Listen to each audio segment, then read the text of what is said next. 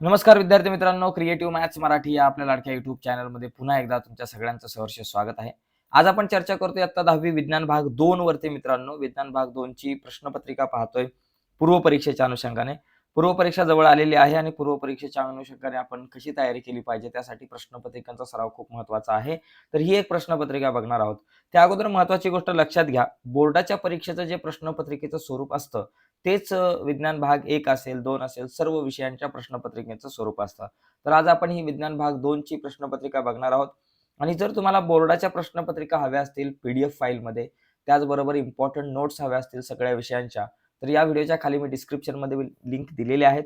त्या लिंक्सवर क्लिक करून तुम्ही बोर्डाच्या परीक्षेच्या प्रश्नपत्रिकांच्या पी-डी-एफ फाईल आणि त्याचबरोबर इम्पोर्टंट नोट्स डाउनलोड करू शकताय. बघा मित्रांनो, दिलेल्या पर्यायांपैकी योग्य पर्यायाचा क्रमांक आपल्याला लिहायचा आहे. तर इथे बघा, पहिला जो प्रश्न आहे पहिल्यातला हा बहुपर्यायी प्रश्न असतो आणि याच्यामध्ये चांगले मार्क आपल्याला मिळू शकतात. जर तुम्ही रिकाम्या जागा सगळ्या जर बहुपर्यायी प्रश्न पुस्तकातले सगळे जर तुम्ही व्यवस्थित केले, तर तुम्हाला याचा खूप सारा फायदा होऊ शकतोय. तर आता आपण बघूयात काही बहुपर्यायी प्रश्न. हे 5 प्रश्न असतात आणि 5 पैकी 5 आपल्याला लिहायचे असतात प्रश्न क्रमांक पहिल्यातल्या अ मध्ये. पहिल्यातला अ आणि ब हे 2 प्रश्न मिळून 10 मार्क होतात आणि खूप सोपे असतात. बघा, पहिला प्रश्न काय आहे? मानवी शरीरात आढळणारा उत्क्रांतीचा अवशेषांकात्मक पुरावा टिंबटिंब आहे. मानवाचा हात, आंत्रपुच्छ, कानाचे स्नायू, माकड हाड. तर याच्यामध्ये कानाचे स्नायू हे उत्तर बरोबर आहे. टिंबटिंब हा लैंगिक प्रजननाचा प्रकार आहे. खंडीभवन, पुनर्जनन, युग्मक निर्मिती का मुकुलायन. तर इथे युग्मक निर्मिती हे उत्तर बरोबर आहे. यानंतर अन्न साखळीतील सर्वोच्च भक्षक बघा, बहिरी ससाणा, बेडूक, साप, नाकतोडा. तर यामध्ये बहिरी ससाणा हे उत्तर बरोबर आहे. कोयना जलविद्युत निर्मिती केंद्राची जलविद्युत निर्मिती क्षमता टिंबटिंब आहे, तर 1960 मेगावॅट हे उत्तर आपण सांगू शकतो. आणि 5वा प्रश्न, द्विपार्श्व सममिती असलेला प्राणी टिंबटिंब आहे, तर तारामासा, मानव, पॅरामेशियम, अमिबा. तर यामधलं मानव हे उत्तर बरोबर आहे.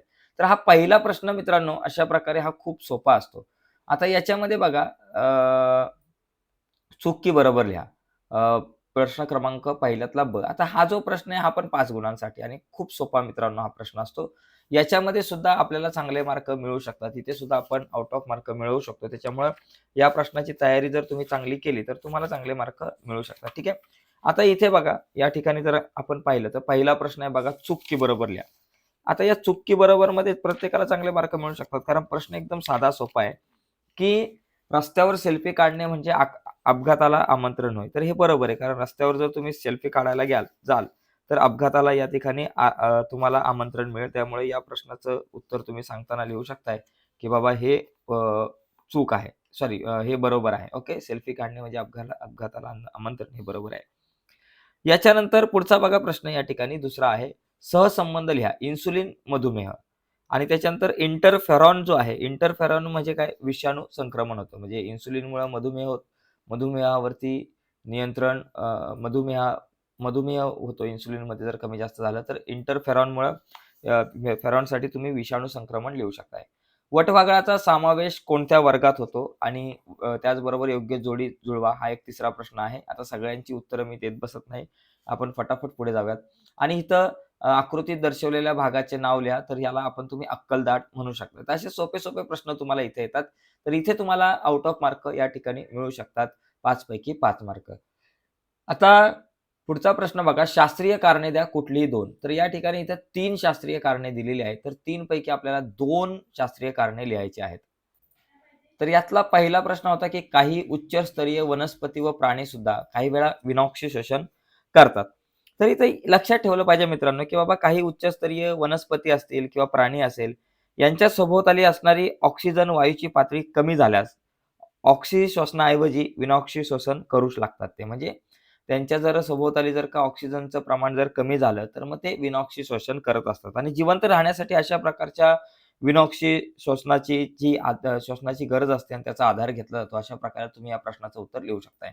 यानंतर अणुऊर्जा केंद्रात अणुविखंडन प्रक्रिया नियंत्रित करणे आवश्यक असते.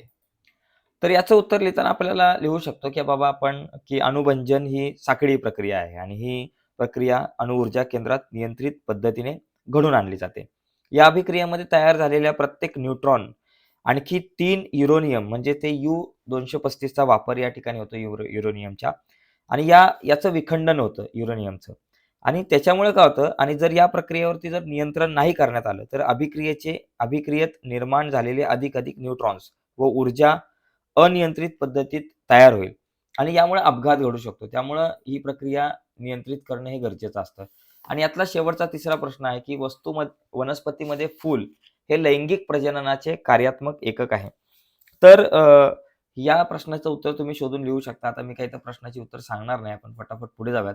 पण एकंदरीत 3 कारणे जे असतात, त्या तिघांपैकी आपल्याला 2 ची उत्तरं द्यायची असतात. पुढचा बघा प्रश्न क्रमांक दुसऱ्यातला ब. याच्यामध्ये एकूण आपल्याला 5 पैकी 3 प्रश्नांची उत्तरं लिहायची असतात. 2-2 मार्काचे प्रश्न असतात. जसं की इथं टिप लिहा आहे, पर्यावरण संवर्धन, त्याच्यानंतर फरक स्पष्ट करायचा आहे, समपृष्ठ रज्जू प्राणी व असमपृष्ठ रज्जू प्राणी आणि वर्तुळामध्ये रिकाम्या जागा भरायच्यात. मूल पेशींचे तुम्हाला या ठिकाणी इथं उपयोग लिहायचे आहेत 3. त्यानंतर आपत्ती व्यवस्थापनाची कोणतीही 2 उद्दिष्टे लिहायची आहेत आणि पेट्रोल व डिझेलमध्ये इथेनॉल मिसळण्याचे फायदे लिहायचे आहेत. काही तोटे सुद्धा आहेत, पण इथे तुम्हाला फायदे लिहायला सांगितलेले आहेत. तर या 5 पैकी तुम्हाला कुठल्याही 3 प्रश्नांची उत्तरं लिहायचे 6 मार्क मिळतील. सगळ्यात महत्त्वाचा हा तिसरा प्रश्न आहे, कारण याच्यामध्ये काय माहिती आहे का, सगळ्यात जास्त मार्काचा प्रश्न आहे. तुम्हाला इथं 8 प्रश्न दिले जातात आणि या 8 प्रश्नांपैकी 5 प्रश्न सोडवायचे आहेत. ओके. जसं की पहिला प्रश्न आहे डार्विनचा नैसर्गिक निवडीचा सिद्धांत. इथं दुसऱ्यामध्ये तुम्हाला इथं तक्ता पूर्ण करायचा आहे. प्रथिने आणि अवयवाचे नाव तुम्हाला इथे लिहायचे. तिसरा प्रश्न आहे पर्यावरणावर परिणाम करणारे घटक आणि चौथा आहे आकृतीचे निरीक्षण करून पुढील प्रश्नाची उत्तरे द्या. आता ही जी आकृती आहे जलविद्युत केंद्राची आहे. ओके. तर या जलविद्युत केंद्राच्या आकृतीचं निरीक्षण करून तुम्हाला प्रश्नांची उत्तरं लिहायची आहेत. त्याच्यानंतर इथे खाली बघा, चौथा प्रश्न आहे झुरळ, बेडूक, चिमणी, तारामासा यापैकी कोणता प्राणी शरीराच्या तुटलेल्या भागाची पुनर्निर्मिती करू शकतो? ओके. हे स्पष्टीकरण देऊन आपल्याला स्पष्ट करायचं आहे. आणि 6वा प्रश्न आहे ऊती संवर्धनातील विविध प्रक्रिया दाखवणारी आकृती नावे देऊन पूर्ण करा. 7वा प्रश्न जैव वस्तुमानापासून कोणकोणती इंधने मिळतात? त्याच्यानंतर 8वा प्रश्न आहे दिलेल्या पर्यायांमधून योग्य पर्याय निवडून परिच्छेद पूर्ण करा. बघा योग्य पर्याय निवडायचा आहे याच्यामधला आणि हा परिच्छेद तुम्हाला पूर्ण करायचा आहे. ठीक आहे. पुढे बघा चौथा प्रश्न हा सगळ्यात म्हणजे महत्त्वाचा आहे कारण त्याच्यामध्ये 5 मार्काचा प्रश्न आहे. 2 प्रश्न विचारले जातील. दोघांपैकी एका प्रश्नाचं उत्तर आपल्याला लिहायचं आहे. इथे काय करायचंय तुम्हाला अथर्व चक्र म्हणजे ऋतुचक्र या आकृतीचं निरीक्षण करून तुम्हाला प्रश्नांची उत्तरे द्यायची आहेत. तर इथे बघा ही 5 प्रश्न आहेत आणि 5 प्रश्नांच्या उत्तराला तुम्हाला 5 मार्क, एका प्रश्नाच्या उत्तराला 1 मार्क असे 5 प्रश्नांचे तुमचे 5 मार्क होतील. इथे पण हे शब्दकोडे सोडवायला तुम्हाला आहे.